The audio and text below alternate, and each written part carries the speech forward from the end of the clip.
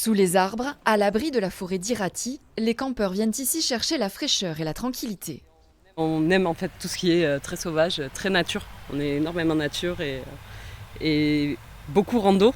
On a trouvé ce petit camping hyper satisfaisant, donc on s'est dit pourquoi pas venir de temps en temps, sachant qu'on n'est qu'à 3 heures de route. Jamais l'aire naturelle de camping d'Irati n'a eu autant de succès. Elle a affiché complet plusieurs nuits d'affilée au mois d'août.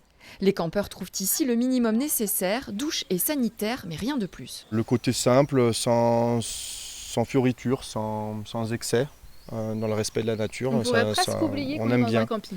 Le tourisme de plein air à la côte et Irati a été une destination très prisée cet été. L'aire de camping, mais aussi les chalets, le restaurant et la boutique de produits locaux n'ont pas désempli.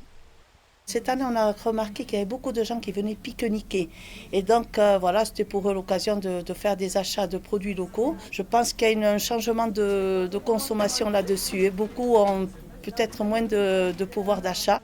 Des touristes issus essentiellement de la région, mais aussi beaucoup de locaux venus chercher ici des températures plus clémentes pendant les fortes chaleurs. D'autant que des navettes ont été mises en place pour la première fois matin et soir depuis Saint-Jean-Pied-de-Port et Mauléon. Pas mal de locaux finalement soit qui n'ont pas de voiture, soit qui n'aiment pas trop conduire en montagne et qui sont venus passer une journée à Irati grâce à ces véhicules Tchitchak. Si les navettes sont reconduites l'été prochain, la commission syndicale du Pays de Soule prévoit de mettre en place des activités de plein air en journée dédiées à ce public local.